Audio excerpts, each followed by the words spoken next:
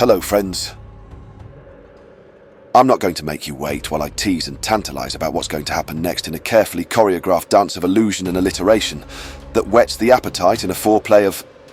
Fine. I'll get on with it then. So, are you ready to hear the rest of the tale? Then let us commence.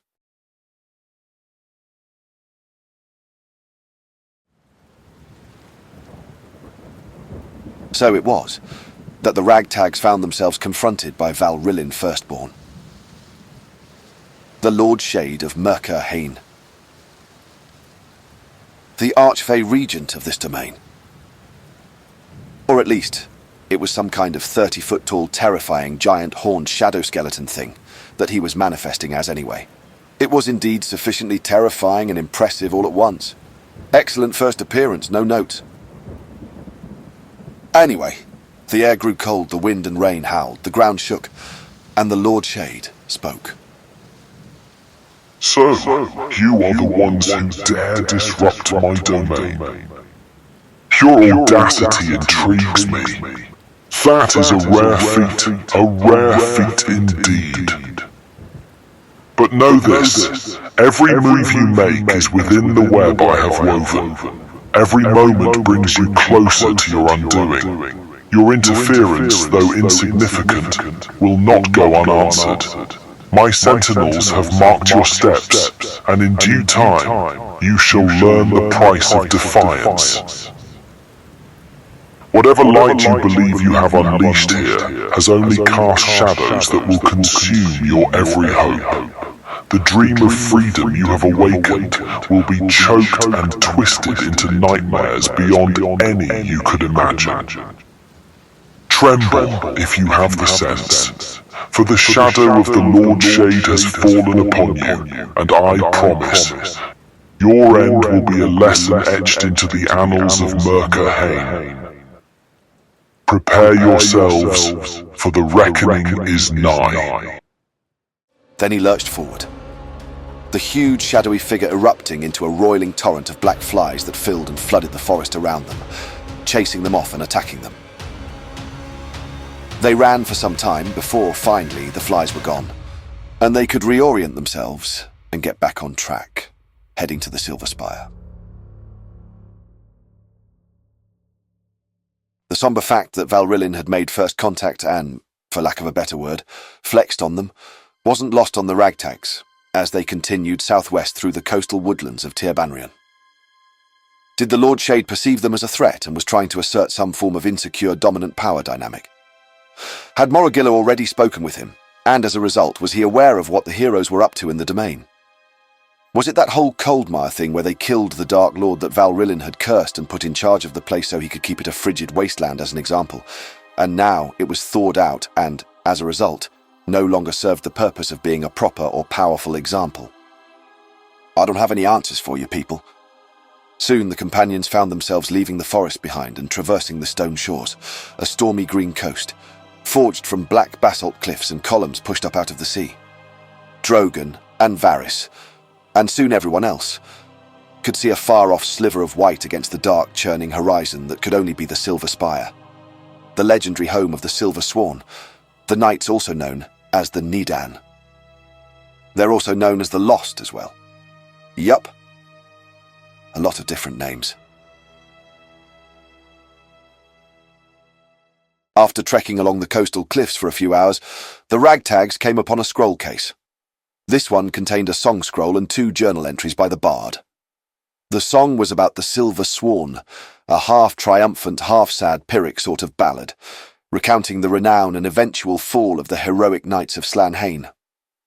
The first journal entry spoke of how the bard was growing frustrated about being chased all over the realm while looking for the glimmer. Kind of the usual fare from O'Regan O'Dale, if you ask me.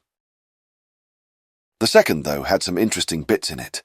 The bard wrote, "The call to Tir Banrhian is one I answer with a heart weighed down by trepidation, and a soul harried by fear. The shadows here are deeper, the whispers more sinister, as if the very air conspires against those who dare traverse these lands. But return to it I must. The Fearsmith's hounds are relentless in their pursuit. their presence a constant reminder of the ever-looming threat that haunts my every step. Their howls echo in my dreams, a cacophony of terror that shatters the fragile peace of sleep. The thought of seeking true refuge at the Silver Spire is a tempting one, yet the reality is harsh and unyielding. The lost, those valiant knights who once embodied the glory of Slanhain, have been but a legend for hundreds of years. The stone shores themselves are inhospitable, lashed by relentless tempests that make any hope of sanctuary there a distant fantasy. The Silver Spire, once a beacon of hope, stands as a forlorn relic of a brighter past, its light extinguished by the encroaching darkness. The lost were the last remnant of our former glory, the final flickering flame of Slanhain's proud legacy. Their light going out has cast a pall over our endeavours, making it ever more difficult to maintain focus and purpose. Each step forward feels like a journey through a thickening fog, the path obscured by doubt and despair. And yet my quest remains paramount. The visions that dance in the periphery of my mind, those strands of light that weave through the darkness, are too vivid to be mere figments of my imagination. They call to me with a clarity that pierces through the gloom, urging me onward despite the perils that lie in wait.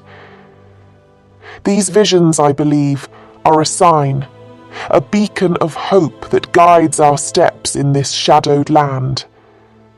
To falter now would be to abandon that hope, to let the darkness claim yet another victory. I will press on, not out of blind stubbornness, but because the light I seek is too precious to forsake. Those silken strands of light in my visions intertwine with the very essence of my mission, a testament to the enduring spirit of Slanhain and the possibility of a brighter dawn. I am sure the glimmer lies at the centre of this. I will follow the strands back to it. May the memories of those who came before and the promise of the light we seek sustain us in these darkest of times. The journey through Tir Banrian is fraught with danger, but it is one I must undertake. For the sake of all that was and all that could be, we must find the strength to carry on. It seems the bard had left the swamps at some point, after all. Where they went after that wasn't clear, but they seemed to be following some vision they had of silken strands of light. You know, I feel like I've heard that phrase, or something similar to it before. Interesting.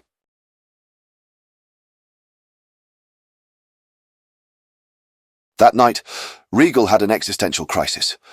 And when you're the glitching soul of a brutal global conqueror haunting their own eldritch suit of armour, those can be quite serious.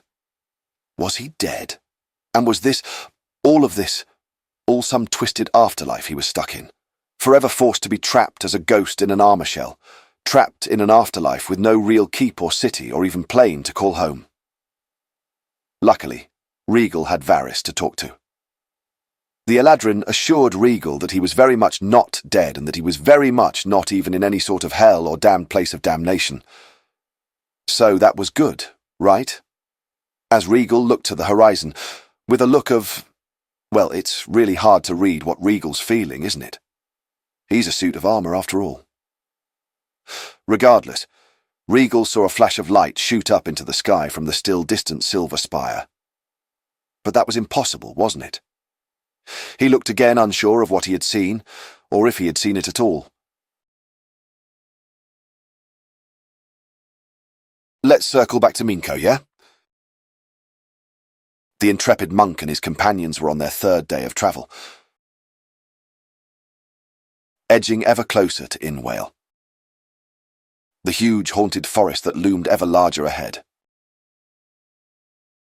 Vilena seemed to be lost even deeper in her own perceptions, often appearing to be speaking to someone or something, and often not even having her many eyes open at all. By noon, they came to the outskirts of Inwale, the transition from the rolling golden grasslands changing abruptly as the forest stood up starkly, like the walls of a wide redoubt. The trees here were gnarled and deformed, as though twisted over time by some corruption, perhaps from the strange green smog that, while not appearing toxic, hung heavy and oppressive through the air between the trees. And then there were the webs. Strung thickly through the canopy high above, but also hanging lower, spider silk of varying gauge and length, further obscuring what lay ahead. The way through was slow. Certainly slower than they had experienced in the grasslands. Bandamun, who it turns out was a ranger and guide, had to take his time charting their course, often having to double them back after losing his way briefly. Val'Rilyn seemed to know the way better than anyone, following the strands of light, as she called them. While helpful, it never felt like a true comfort to Meenko. A few hours in, there was still no way to know if they were going the right way. Val'Rilyn stopped the group to get a better bearing, and to reach out further with her senses. Suddenly, Antiope and Boars froze and drew their weapons, reacting to movement and sounds out beyond the perimeter.